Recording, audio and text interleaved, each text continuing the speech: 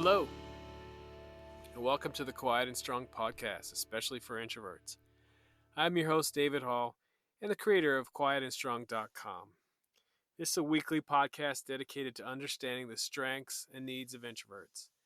Introversion is not something to fix, but to be embraced. Normally, we'll air each episode on a Monday. Be sure to subscribe on your favorite platform. Leave a review, tell a friend. Help get the word out there.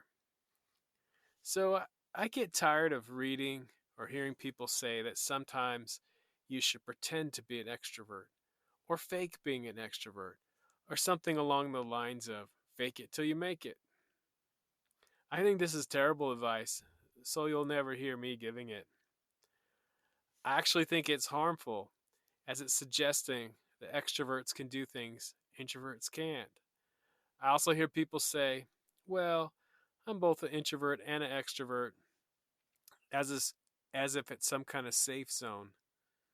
They seem to be thinking that this way they don't have to really identify as an introvert because they've bought into certain stigma associated with it.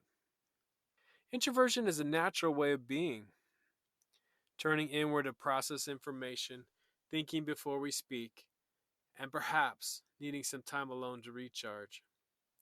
If you really understand what's at the core of your introversion, then you can learn how to use your strengths and work around your weaknesses. If you're learning to socialize more, it's not that you're acting more extroverted, it's that you have more self-awareness of how to maneuver social situations, and you've gained confidence in your ability.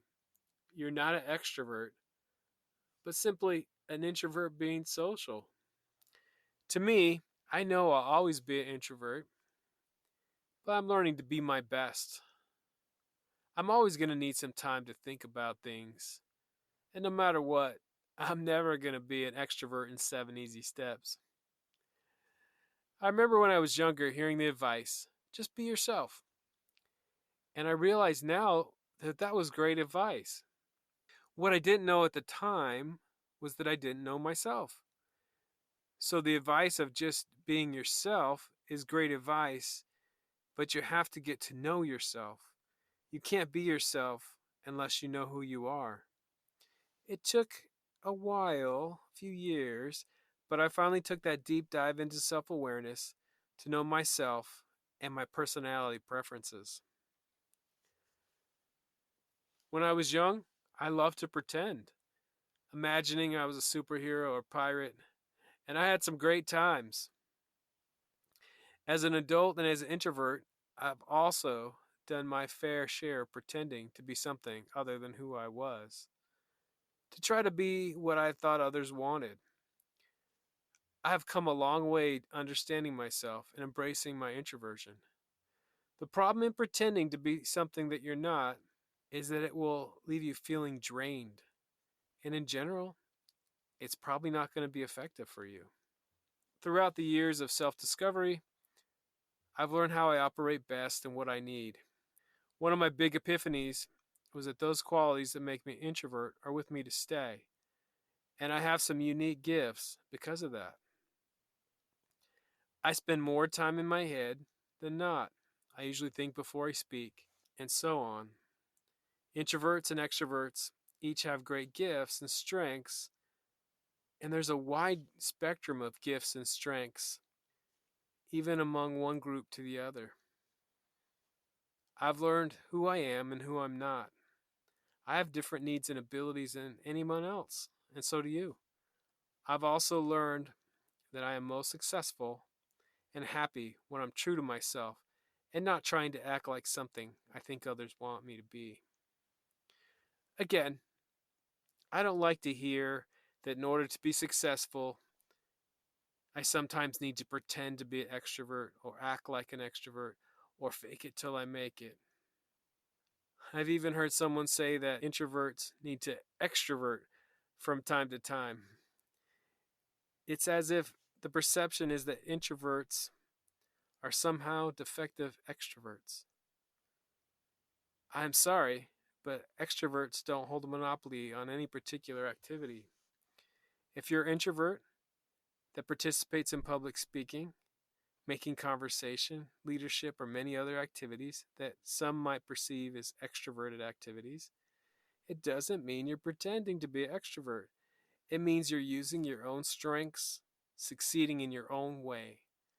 I don't think introverts or extroverts own different activities, but rather each approach them differently. So let's take the example of small talk, an activity often defined with extroverts. It's true, introverts tend to avoid small talk, preferring deep and more intimate conversations. Introverts also tend to think before speaking, and sometimes the pace of small talk may be a bit fast for introverts' liking. I definitely have sometimes avoided small talk. However, as I've come to understand myself, I find myself making more small talk than ever. Does this make me an extrovert? No, I'm an introvert making small talk in my way. Let me explain a little bit further. I don't enjoy small talk for its own sake, but I know that some people do. I enjoy getting to know others better and to build relationships. And for me, the relationship is the key. I find myself engaging and being more comfortable as I try to build a relationship with someone. I try to remember things about the person and also try to think of some interesting topics ahead of time. It doesn't always come naturally to me, so sometimes I may have to make a bit of an effort, but I'm getting better at it. And again, this doesn't mean I'm pretending to be an extrovert. It just means I'm improving my relationship skills, but I'm approaching it in my introverted way. My ability and patience for small talk with those I know or would like to get to know better has greatly improved. However, I'm not likely to strike up a conversation with someone in the grocery store checkout line just for fun. There's times when I need to make small talk, and I've learned to prepare for it and just relax and try my best to enjoy it. There are many other examples of how I engage in activities that some may perceive to be extrovert activity. I've learned that by participating in activities, I'm not acting like an extrovert, but rather embracing who I am and getting what I want and need and doing things the way I do them best. I've tried to be someone else and it doesn't go so well, so be yourself. Once I gave a 2-hour workshop to a large group. It went well and was well received by the participants, and I had a great time. I did a lot of preparation leading up to the workshop, and that was the key to my success. As an introvert, I need to think about the subject ahead of time. I do my best when I start preparing in advance, and so I have some time to let the topic simmer in my mind beforehand. This allows me to make tweaks and fine tune my message before the presentation. By taking the time to think about it, I can organize my material and focus on the right information, such as what does this audience need to hear? How best can I organize this? What activities in this presentation will be effective? I have a great strength in putting presentations together, given some time with my introverted mind. I know some extroverted friends and colleagues who don't need to spend as much time in preparation, as they may have more of a skill in extemporaneous speaking. Some are very gifted at storytelling, or may be good at building an instant connection with the audience. Whatever gift they have that I don't, I try not to compare because I certainly wouldn't give up my gifts in exchange for theirs. The question is not, can introverts be good public speakers, but instead, how or what does an introvert need to do to be a great public speaker? There's no question introverts or extroverts can be great at anything they put their mind to. It's just that the what and the how are going to look different for each person, given his or her individual strengths. So we need to stop asking if introverts can be good public speakers or good leaders, or questioning in a way that places limitations on ability based on personality style. Instead, a better question would be, what does an introvert need to do for success? And what are the best ways for an introvert to approach a particular situation? Don't compare yourself to a person that has different gifts than you, but rather embrace your gifts that are uniquely yours. Another example comes from a conference I attended for work. I was looking forward to the speakers and presentations and perhaps seeing some old friends, maybe making a couple new friends.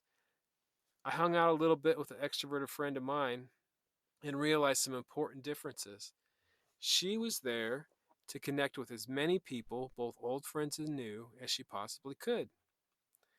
I had no desire to meet everyone, but rather wanted to have a few good quality conversations instead of a lot of small talk, which is right. Of course, neither is right or wrong, but rather we each had different goals and desires. As an introvert, I'm not going to bounce from person to person, and I shouldn't feel guilty about it. She's going to want to talk to as many people as she can, and that is great for her. I'm going to have some conversations, but this doesn't make me an extrovert. Maybe there's a reason why I need to meet everyone, or at least a lot of people. And in talking with a lot of people, it still doesn't make me an extrovert. I may need to come up with a strategy and think about things to say ahead of time. But again, I'm just an introvert networking, not pretending, not faking it. I also don't pressure myself to interact every minute, but let myself relax, give myself a little room to breathe, and recharge alone as needed. I've spent a lot of time in my life comparing myself to extroverts and feeling like I didn't measure up. Comparing myself to my extroverted friend, I finally realized, why would I want to act like her, or in this case, network like her, when I don't have the same needs or desires for social interaction? So, what are your goals? If you're an introvert, how you accomplish your goals will likely be different than your extroverted friend. And that is okay. I do want to say, although you may go about things in a different way, you may still need to make improvements in yourself and sometimes stretch yourself in order to reach your goals. You can't change your introversion, but you can change learned habits, thoughts, and fears that are holding you back in these type of social situations. The best way to achieve your goals of confidence, energy, strength is to be your best self without pretending to be an extrovert or something you're not. Thank you so much for joining me. I look forward to further connecting with you. Reach out at david@quietandstrong.com. Check out the website quietandstrong.com. I'll add social media channels to the show notes. Send me topics or guests you'd like to see on the show. There's so many great things about being an introvert, and we need those to be understood. We need to have conversations about the strengths and needs of introverts. Get to know your introverted strengths and needs and be strong.